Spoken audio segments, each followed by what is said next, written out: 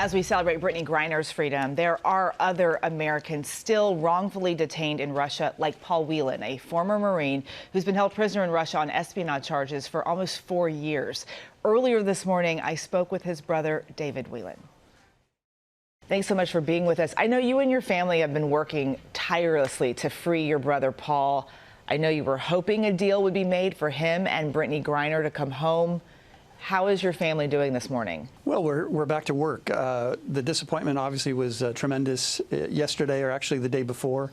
The White House was very gracious in giving us a little bit of trust and letting us know in advance that the trade was going to happen and that Paul wasn't coming home. So we were able to process a lot of the grief and disappointment privately. And now we're back to work. I mean, it's time to advocate again for Paul and to continue to pressure the White House and the U.S. government to do what it can to get Russia to release Paul. Your parents have been able to speak to Paul. How is he doing? How is he handling the news of Brittney Griner's release? I think, as you expect, he is very disappointed that he was left behind again. This is the second time that an American has been released from Russia and that Paul didn't come home. I hope that he understands that there are other factors that caused it to happen, but I think it must be very hard for his mental health and to figure out how he can continue to survive day to day with that sort of disappointment. The White House says it's working to secure your brother's release, but that a deal for your brother was not possible yesterday. Your family, as you mentioned, spoke with President Biden. How do you feel about the administration's efforts to bring your brother home?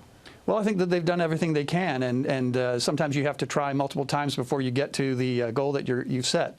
They had made a substantial offer, according to Secretary Blinken, in a statement he made last August, and they had hoped to bring Paul and Brittney home, and unfortunately it didn't work out that way. So we at least know now that Konstantin Yaroshenko has gone back to Russia, Viktor Bout has gone back to Russia, and the U.S. has exhausted a list of other concessions. And so we know what the Russians don't want right now, and so at least the U.S. government can start to find other things to try to enable an exchange or to bring Paul home. Your brother's been held captive for almost 4 years. Do you have any news about what's being done to bring Paul home, or what it would take to free him, or even when that could happen? No, I mean, we trust the U.S. government to take care of those steps.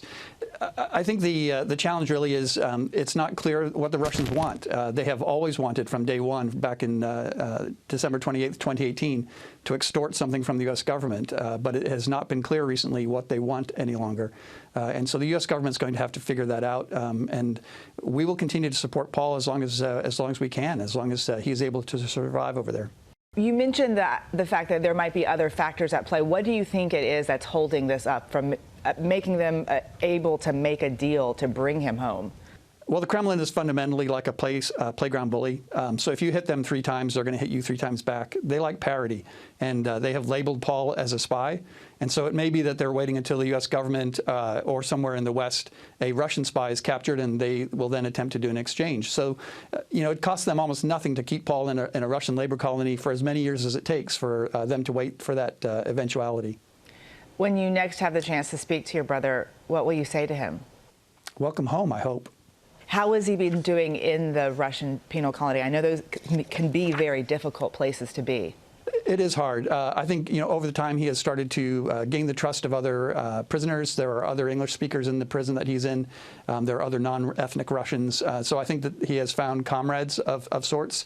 But, it's not a great place to be in, with the sanctions from the war impacting the food that they get in the prison and the other conditions. Their access to fresh fruits and vegetables has diminished. And since he was arrested, he's lost about 20% of his weight. So, he's in a very different physical state than he was. And I think we continue to worry about his physical state holding up, and also his mental health. Do you have hope that he'll be able to come home? Oh, there's always a hope. I think we're a little disappointed right now to, I guess, realize that the U.S. government isn't in a position where it knows what it's going to do next, other than to continue its hard work, its efforts. But, there's always hope. David Whelan, we hope soon that we're talking to you, that your brother is coming home. Thank you so much for your time. Thank you. And just remarkable, the hope that they hold on to, waiting for him to come home. Bill Richardson said he was optimistic that it could happen soon, so we're certainly hoping and praying for that. Well, hey there, GMA fans. Robin Roberts here. Thanks for checking out our YouTube channel. Lots of great stuff here. So go on, click the subscribe button right over here to get more of awesome videos and content from GMA every day, anytime. We thank you for watching, and we'll see you in the morning on GMA.